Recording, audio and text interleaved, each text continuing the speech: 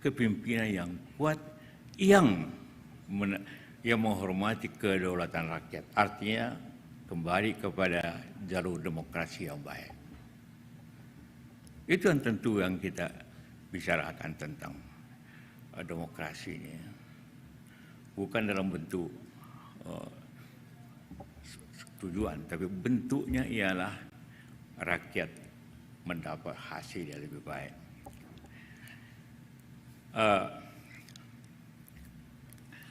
Sekarang ini tentu banyak juga sudah bicarakan. Salah satu pilar demokrasi ialah di samping kedaulatan rakyat.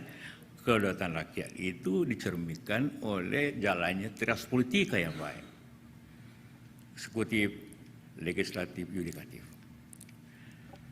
Kita mengalami ini,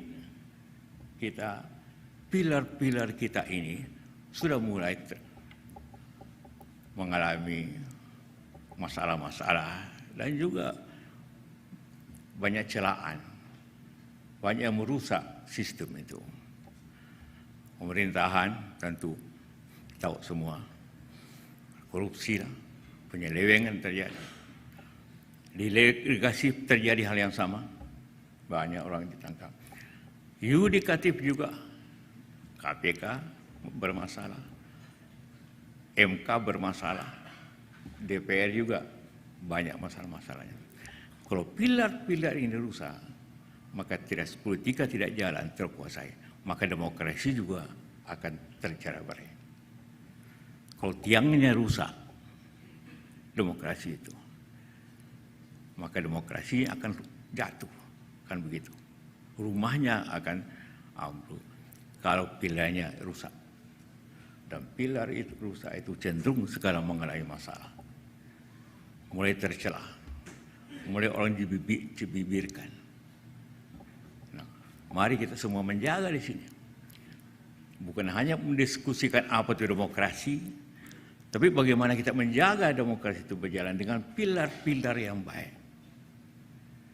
Bagaimana kita memperbaiki MK, bagaimana kita memperbaiki KPK, bagaimana kita memperbaiki DPR. Bagaimana memperbaiki sistem hukum yang ada. Semuanya berjalan seperti perusahaan. Misinya menjadi kabur akibat kerusakan-kerusakan itu. Itu yang kita alami sekarang apabila kita bicara demokrasi.